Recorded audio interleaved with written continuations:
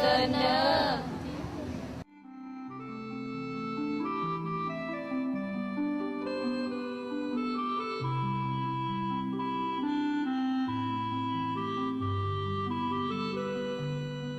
การสืบสานวัฒนธรรมหัตถกรรมตำแผ่นผ้าไหมม่อนและการเดินแบบสุดผ้าไหมที่แขวงเสียงขวางในปัจจุบันกลายเป็นประเพณีแห่งการส่งเสริมสีไม้ลายมือของประชาชนบรรดาเผ่าเป็นสัญลักษณ์ของการท่องเที่ยวอย่างมีคุณค่าติดพันกับฤดูกาลฉลองผลผลิตของพี่น้องเผ่ามงหรือว่าบุญกินเจียงโนเปเจ้าซึ่งปฏิทินของการจัดงานแม้ระยะของต้นเดือนธันวาในแต่ละปีดังนั้นเมื่อถึงควบฤดูกาลดังกล่าวมาถึงพวกเฮามีนัดกันที่ศูนย์การค้าสวนภูคำแขวงเสียงขวางสนับสนุนโดยสวนภูคำ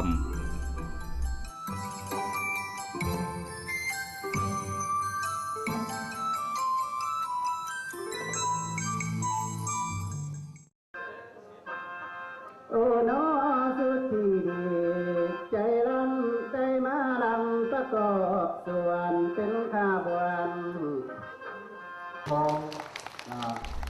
การสืบสานวัฒนธรรมประเพณีหัตถกรรมตำแผ่นผ้าไหมม่อนและการเดินแบบครั้งที่ 4 ที่แขวงเสียงขวางปี 2012 ได้ดำเนินกิจกรรมของตนเป็นเวลา 7 มื้อ 7 คืนตามวาระของการจัดงานซึ่งงานดังกล่าวได้เริ่มแต่ต้นเดือนธันวาเฉพาะพิธีการในมื้อเปิดงาน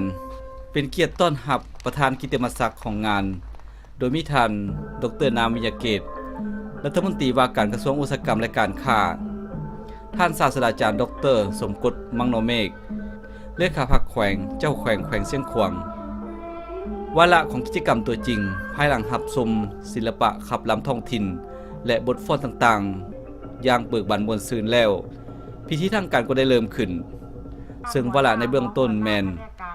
ท่านเจ้าเมืองแปลกขึ้นกล่าวปาฐกถาเกี่ยวกับประวัติความเป็นมาของไหมม่อนนับแต่ต้นกำเนิด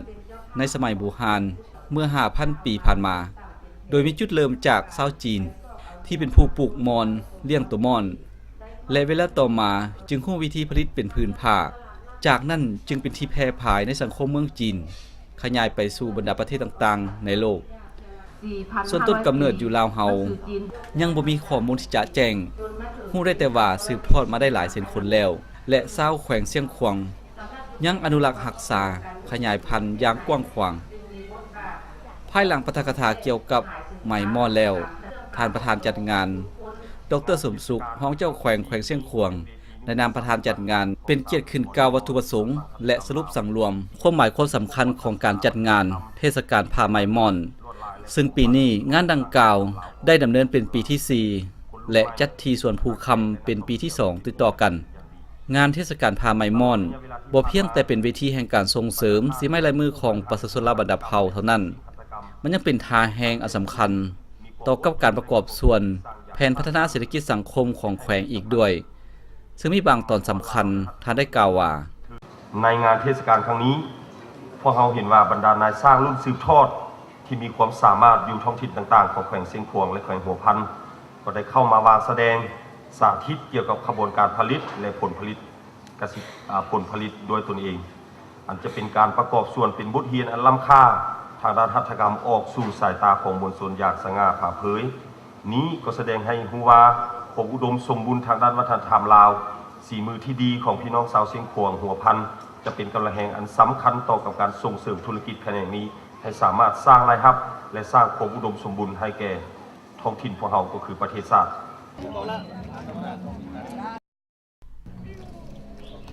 เพื่อเป็นสิริมงคลให้แก่งานเทศกาลผ้าไหมม่อนครั้งที่ 4ท่านประธานกิตติมศักดิ์ได้ร่วมเป็นเกียรติตัดแถบผ้าเปิดงานอย่างเป็นทางการและร่วมตีกองคูอันเป็นสัญลักษณ์ของการประกาศศักดาให้สังคมรู้ได้คุณค่าของผ้าไหมม่อนและฝีมือแรงงานที่โดดเด่นปลุกระดมให้ชาวลาวทั้งมวลที่มีเงินไขร่วมแรงร่วมใจกันอนุรักษ์ส่งเสริมฝีมือหัตถกรรมตำหูกท่อไหมให้มีความยืนยงนำใส่ทางแห่งที่บ่มซ่อนให้เกิดประโยชน์สูงสุดกิจกรรมสืบต่อจากการตีกองคู่ท่านประธานก็สืบต่อเลาะชมถามข่าวสบายดีบรรดาผู้ประกอบการทั้งหลายที่นำสินค้า วัตถุพันธุ์มาวางขายรวมถึงส้มการสาธิตขั้นตอนการซาวไม้ม่อนขั้นตอนการย้อมสีขั้นตอนอื่นๆหลายรายการด้วยกันที่นอนอยู่ในกิจกรรมมื้อเปิดงาน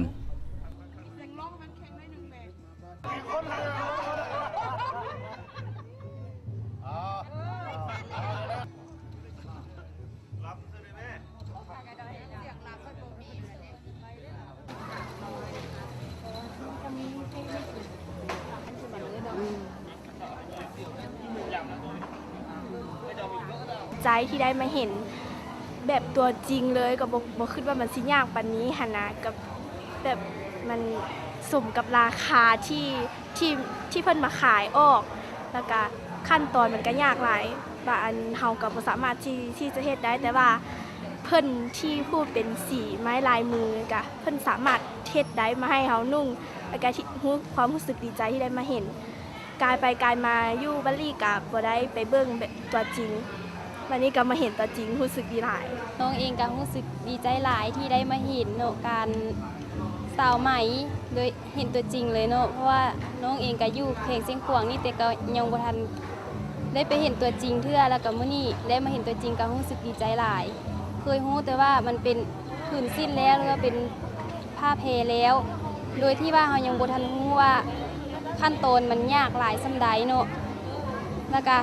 เราได้ไม่เห็นตัวจริงแล้วก็ถือว่ายากหลายโดยได้ผ่านถึง27ขั้นตอนซึ่งจะได้เป็นผืนเพมาให้เราสมไซส์ใจหลายที่แม่หญิงลาวที่ยังรักษาบ่เคยแบบลืมฮิตของประเพณีบูฮานของแม่หญิงลาวยังรักษามันก็ดีใจ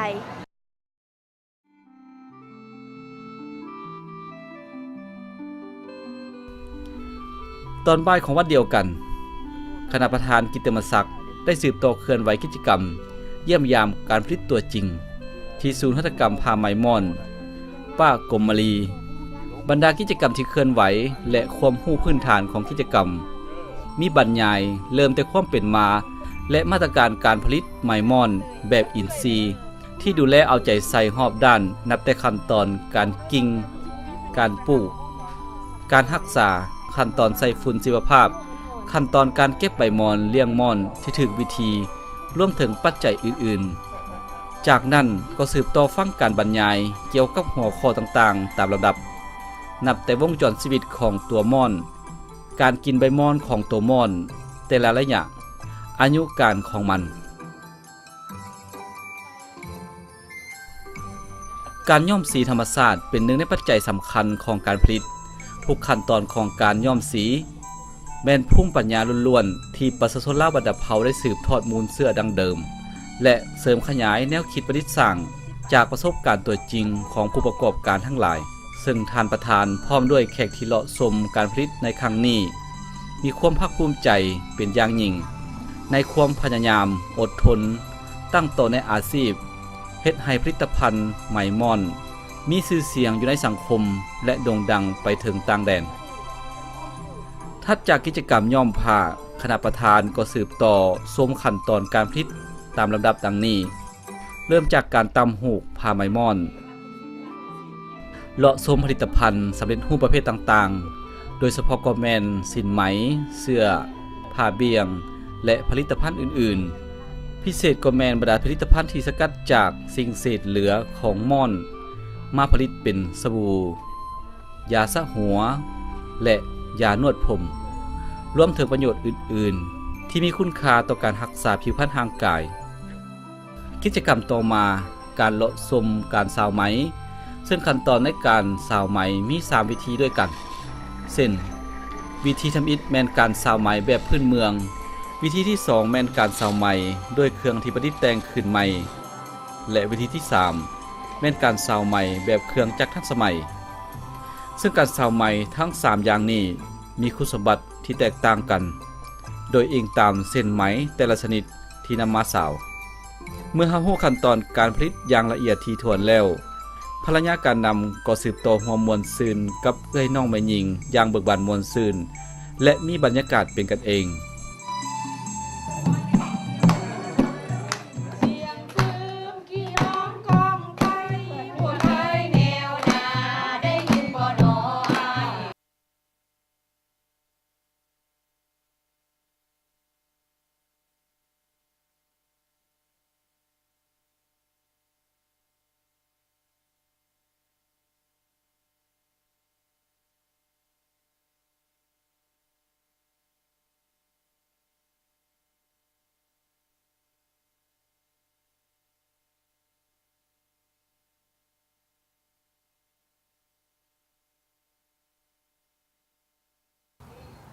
เป้าหมายในจุดประสงค์ที่การเฮ็ดออร์แกนิกฟาร์มตัวนี้ก็เพื่อ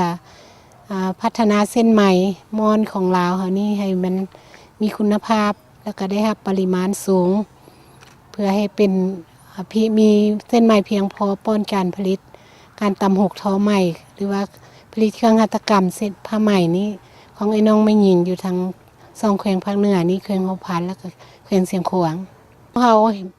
เหตุผลที่ว่าพวกเราได้ออร์แกนิก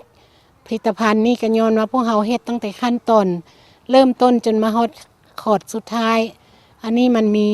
25ขอดงานเนาะแล้วก็ตั้งแต่ขอดที่1มาฮอดขอดสุดท้ายการผลิต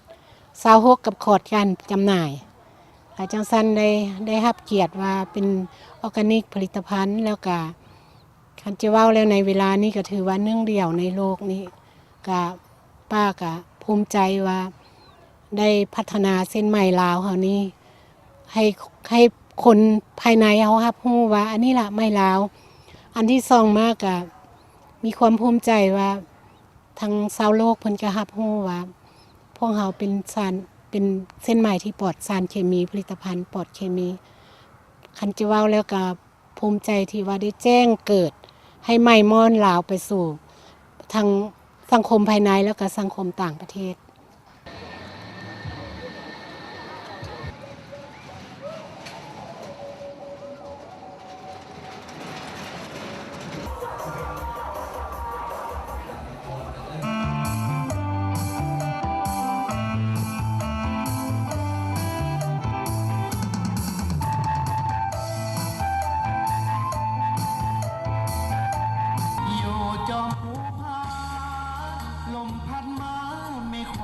กิจกรรมศิลปวรรณคดีพื้นเมืองมีการครบงานในแต่ละค่ำคืนพิเศษในมื้อเปิดงานมีการแสดงหลายรายการด้วยกันนับแต่การเดินแบบการห้องเพลงรวมถึงบรรดาบทฟ้อนต่างๆซึ่งบรรดานักห้องและนักฟ้อนแม้นล้วนแล้วแต่เหล่าศิลปินที่มีชื่อเสียงที่ได้รับการเชิญมาจากศูนย์กลางและหน่วยงานศิลปวรรณคดีของแขวงเสียงขวางเองบรรดารายการที่แสดงรับไส้มวลชนแม่นสลับซับซ้อนกันไปรวมถึงการแสดงเดินแบบในชุดไหมม่อนชุดผ้าไหมชุดเครื่องประดับเผาซึ่งการเดินแบบหอปฐมฤกษ์แม่นครอบครัวทานดร.นามวิญญาเกตซึ่งท่านรัฐมนตรีใส่ในชุดเผามงที่สวยงามส่วนภรรยาใส่ชุดออกงานที่กลมกลืนกับแสงสีเสียงในยามราตรีอย่างโดดเด่นมีคุณค่าทางด้านวัฒนธรรมการนุ่งถือของประชาชนประดับเผ่าการเดินแบบทัดจากทานรัฐมนตรีแม่นภรรยาทานเจ้าแขวงเสียงขวางในสุดสินไหมม่อนสีฟ้าสีขาวพร้อมด้วยป้ากมลีในสุดสินไหมม่อนสีแดงเสื้อสีไข่ป้ากมลีเป็นผู้หญิงท่านหนึ่งที่มีชื่อเสียงแห่งวงการไหมม่อนของลาวและในเวทีสากลตามมาด้วยสุดมงล้วนๆทางซ้ายและยิงที่ควงแขนกันออกมามีหอยยิ้มแบบ CII แม่นทานประธานกลุ่มวิสาหกิจส่วนภูคำที่ได้ประดับสีสันให้งานแสดงในค่ำคืนนี้มีบรรยากาศแต่หัวทีก็จะชมนักเดินแบบมืออาชีพตามรายการของการแสดง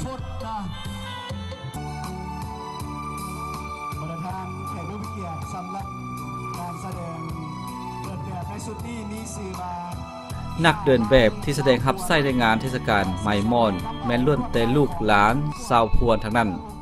ที่ใส่สุดไหมม่อนด้วยสีมือแห่งงานของแม่ตู้แม่ป้าหน้าสาวเว้ารวมก็แม่นผลงานของแม่ยิ่งเศร้าแขวงเสียงขวางผู้หักหมักและผูกพันกับหัตถกรรมสีมือแห่งงานมาได้หลายยุคหลายสมัยที่ได้ประกาศศักดาแห่งผู้สืบทอดที่ยืนยงและแพร่พายไปสู่แห่งอื่นๆบรรดาเสื้อผ้าอาภรณ์ทั้งหลาย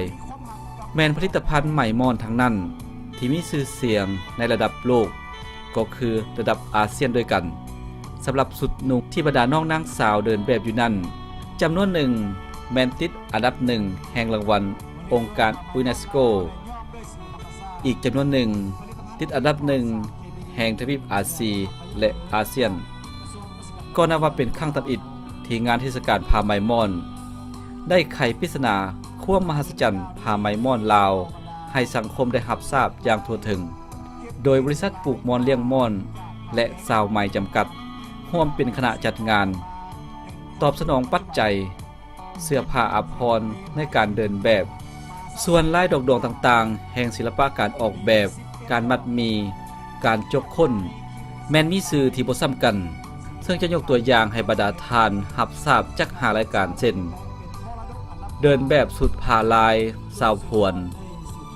เดินแบบสุดผ้าคอกุญแจ เดินแบบสุดผ้าลายคิดของแม่ผ้าลายประสาทศิลป์และผ้าลายจ้อนแพร่ทองแดงเป็นของแพงของแม่ที่แม่ยิ่งเล่าบูหานทั้งใส่เป็นเครื่องนุ่งห่มเมื่อสุกเสริญก็ใส่เป็นแพรจองสำหรับเกิดลูกและประโยชน์ใส่สอยอื่นๆเพียงแต่หาตัวอย่างที่ยิบยกขึ้นมาข้าพเจ้าในนามผู้เขียนบทรับทราบข้อมูลละเอียดตัวจริงเมื่อได้ผ่านพบพ่อสารวาดยางกิริยาวาดยิ้มดนตรีประสานเสียงสุดที่มีความภาคภูมิใจและตื่นตันใจที่ได้รับทราบภูมิปัญญาของแม่หญิงลาวในการสืบสานวัฒนธรรมการนุ่งถือนี่อย่างเลิศล้ำซึ่งข้าพเจ้าบ่อาจพัฒนาได้ทั้งหมดดีแท้บรรดาทานต้องมาพิสูจน์ด้วยตัวเองจึงจะเลิกเสื่องถึงท้องกว่าและของดีมีอยู่ที่นี่ท่านผู้ชมการจัดงานเทศกาลไหมม่อนผลิตภัณฑ์ไหมม่อนครั้งที่4นี้และการเดินแบบบรรดาเผ่าครั้งที่2นี้เห็นว่า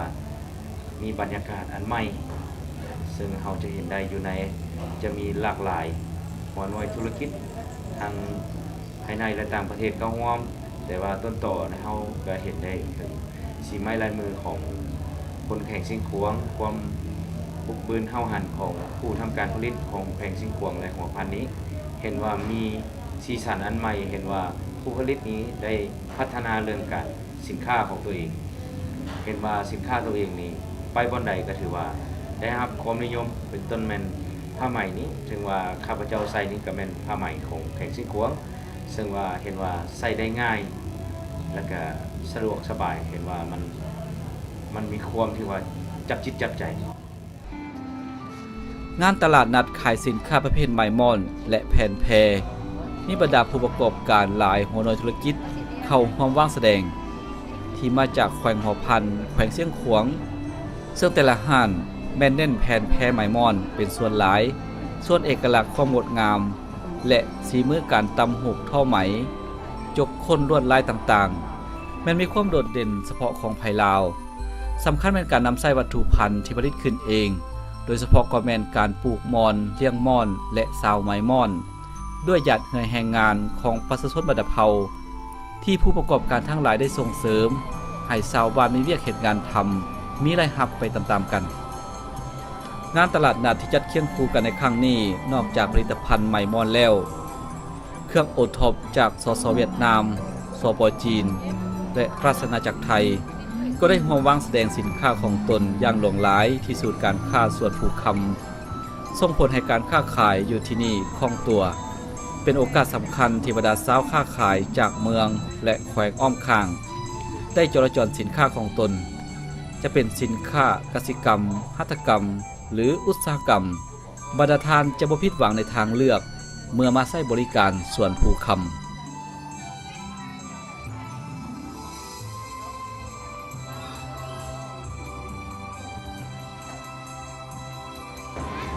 สบายดีข้าพเจ้ามาจากแขวงหัวพันสินค้าที่ข้าพเจ้าได้นำมาวางแสดงก็มีชิ้นไม้มอนแล้วก็ผ้าตัดเสื้อแล้วก็มีผ้าเซิง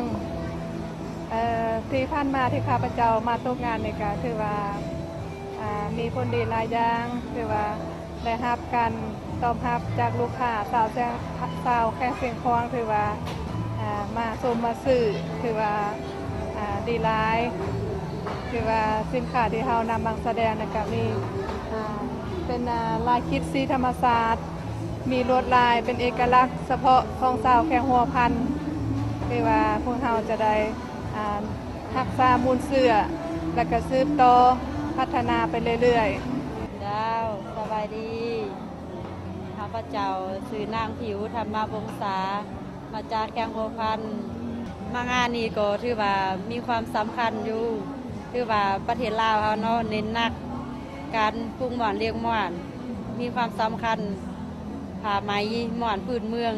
หัตถกรรมของลาวเฮาถือว่ามีความสำคัญหลายคนลาวคนต่างประเทศนิยมหลาย มาหากินอยู่เมืองลาวมาอยู่สวนภูคำนี่ได้1 ปีแล้ว อยากให้ตลาดภูคำนี้ขึ้นเกินอยากให้มันเป็นตลาดแท้เราจะอดอยู่อีก3 ปีขั้นตอนหน้า3 ปียังหักหากว่าขยายตัวแล้วเราก็จะดำเนินตลอดเลย น้องก็ได้มาเฮ็ดตลาดที่นี่หลายปีแล้ว แต่ว่ารู้สึกว่าอยู่เชียงขวางนี่ได้รับการเรียกว่าพัฒนาขึ้นมารวดเร็วนะครับเพราะปี2 ปีน้องมาจำหน่ายสินค้านี่มีเห็นการเปลี่ยนแปลงของอันเชียงขวางนี่รวดเร็วมากตะกี้มาเป็นเดินย่นธรรมดาแต่เดี๋ยวนี้เห็นตึกรามบ้านช่องเห็นเศรษฐกิจเห็นอันความเป็นอยู่ของพี่น้องดีขึ้นหลายครับก็ขอแสดงความยินดีกับพี่น้องชาวลาวนะครับน้องเป็นคนไทยเป็นไทยภาคอีสานแต่ก็มาประกอบอาชีพอยู่นี่หลายปีแล้ว6-7 ปีก็รู้สึกขอบคุณประเทศลาวขอบคุณเชียงขวางขอบคุณสวนภูคำที่ให้ชีวิตความเป็นอยู่ของน้องดีขึ้นครับ มาอยู่ลาวนี่ได้5 ปีแล้วที่เราก็เคยมานำตลาดนัดภูกานี่มาประจำเลยแต่ทุกปีหันเราก็จะมาทุกปีพอกันซื้อได้ก็ได้ขายอยู่ประจำนั่นล่ะเลยแล้วเพิ่นก็ได้มาแบบว่ามาทางนี้เพิ่นอำนวยความสะดวกทุกอย่างเพิ่นก็ได้มาพึงพอใจในด้านนี้แล้วมาสินค้าเพราะเพิ่นก็ได้ขายดีเลยทุกปีอันแสดงไหมม่อนครั้งนี้เนาะอันรู้สึกดีหลายเพราะว่ามันได้เสริมขยายอันทางด้านวัฒนธรรมลาวมันออกไปหลายเฮ็ดให้ประชาชนนั้นประชาชนของอันแขงบ่หรือว่าต่างแขงกันเข้ามามีความสนใจหลายเนาะ โครงการสวนภูคำก็เป็นบทบาทหนึ่งในการลงทุนของธุรกิจภาคเอกชนที่มีส่วนร่วมและเป็นหนึ่งในท่าแห่งประกอบส่วนการพัฒนาแขวงเสียงขวางตามแล้วเศรษฐกิจแขวงต่อแขวงและบรรดาประเทศอนุภาคพื้นด้วยกันโดยยกระดับการค้าติดพันกับการท่องเที่ยวอย่างมีหลักการสอดคล้องกับแนวทางที่องค์คณะพรรคแขวงเสียงขวางวางออกเสริมสร้างการท่องเที่ยวแขวงเสียงขวางได้มีท่วงท่าขยายตัวดีขึ้นในโอกาสครบรอบ2 ปีกลุ่มวิสาหกิจสวนภูคำบรรลุเป้าหมายหลายด้านจากจุดเริ่มในการสร้างรีสอร์ทและสนามดรายกอล์ฟที่บริการในเบื้องต้นก็ขยายกิจการออกติกนับแต่ภัตตาคารโรงแรมศูนย์การค้าสนามกีฬาบางประเภทห้านอาหารล้านดาวบริการนำเที่ยวและคอร์สบริการอื่นๆมาในปีนี้เห็นว่ากิจการของข้าพเจ้านั้นได้พัฒนาไปได้หลายอย่างแล้วเป็นต้นแม่นตลาดศูนย์การค้าก็ถือว่าได้สร้างสำเร็จแล้วและอันพิเศษก็โมแม่นนะข้าพเจ้าได้ออกแบบเกี่ยวกับสร้างห้านอาหารล้านดาวเพราะว่าเป็นอย่างเขาจึงสร้างอาหารล้านดาวเพราะว่าในสมัยก่อนแม่นอเมริกามาทิ่มระเบิดใส่เมืองลาวถึงว่าเป็นล้านลูกระเบิดลงมาอันนี้แม่นใส่ซื่อแม่นได้มาจากคนให้ของสงครามแต่ว่าเขาบ่อยากว่าล้านลูกระเบิดแต่ว่าให้ใส่เป็นล้านดาวเพื่อเป็นบางคนอาจจะงงว่าห้านอาหารล้านดาวนี่เป็นยังคือห้านอาหารสูงสุดก็มีแต่4-5 ดาวเท่านั้นเป็นยังมีถึงล้านดาวอันนี้เป็นอันพิเศษกว่าหมู่ห้านอาหารล้านดาวก็นอนอยู่ในวิสัยทัศน์ของการบริการที่กลุ่มวิสาหกิจสวนภูคำเสริมสร้างด้วยแนวคิดจินตนาการนับแต่การตกแต่งรูปทรงภายนอกของห้านที่อ้อมรอบไปด้วยเศษระเบิดหน้าป่านหลายต้นมาประดับเป็นฐานดอกไม้เฉพาะประตูโค้งทางเข้าห้อยลูกระเบิดบอมบี้เป็นแถวเดียรดาษตามข้านประตูโค้งส่วนด้านเทิงสูงสุดของประตูโค้งแม่นจรวดนำวิถีที่บินไปทางทิศตะวันออกในความหมายหนึ่งก็แม่นนำเอาความระทมขมขื่นจากสงครามในอดีตและความทุกข์ยากล้าหลังออกไปและนำเอาแต่สิ่งดีๆมีสันติภาพร่วมกันพัฒนาเจริญก้าวหน้ามาสู่ประเทศชาติบ้านเมืองส่วนการตกแต่งในด้านในและอาหารบริการแม่นการสังร่วมเอารายการอาหารพื้นเมืองที่เป็นเลิศจากบรรดาตัวเมืองที่ขึ้นกับแขวงเสียงขวางเป็นเมนูเด็ดในการบริการส่วนอาหารสากลมีหลายเยืองบริการตามสั่งเมื่อท่านมาท่องเที่ยวและเฮ็ดเวียกอยู่แขวงเสียงขวางบรรดาท่านบ่ต้องห่วงเรื่องที่พักผ้าอาศัยอาหารการกินเพราะกลุ่มวิสาหกิจส่วนภูคำบริการที่พักระดับโรงแรมและรีสอร์ทมีภัตตาคารจัดงานหลายระดับ จะเป็นงานเลี้ยงงานสัมมนาหรือกองประชุมประธานจงไว้วางใจในคอร์สบริการเพราะทานคือบุคคลสำคัญของพวกเขา เสียงขวางมีไซผู้หายคือนามสาวงามเมืองพวนเซินส่วนเที่ยวสมดินแดนแห่งวิลสนเซินเนอ ขอบใจทีมเที่ยวเสียงขวาง